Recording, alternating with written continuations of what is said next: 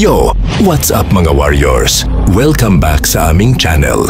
Ngayong araw, pag-uusapan natin ang trending issue ni Mikay Ortiz, isang content creator na nag-viral matapos siyang humingi ng tulong.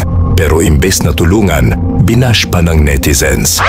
So ayun nga guys, si Mikay Ortiz ay nag-post ng video kung saan humihingi siya ng tulong matapos maapektuhan ng bagyong Tino.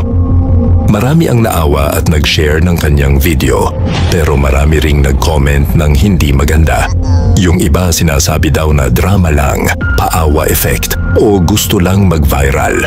Pero, come on guys, kung ikaw kaya ang nasa ganong sitwasyon, mawalan ka ng tirahan, ng kabuhayan, tapos kapag humingi ka ng tulong, tatawanan ka pa.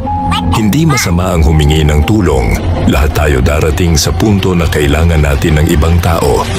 Ang masama, yung wala ka ng tulong na maibigay, nang babash ka pa. Tandaan, minsan, yung simpleng pangungutya natin, mas nakakasakit pa kaysa sa mismong problema nila.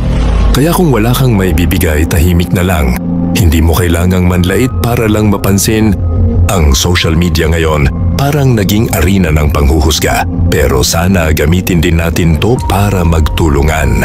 Kasi sa totoo lang, hindi natin alam kung gaano kahirap ang pinagdadaanan ng mga tulad ni Mikay sa likod ng kamera. So ayun mga ka-warrior, anong masasabi nyo sa isyung to? Team support Mikay ka ba o team bashers? I-comment mo sa baba.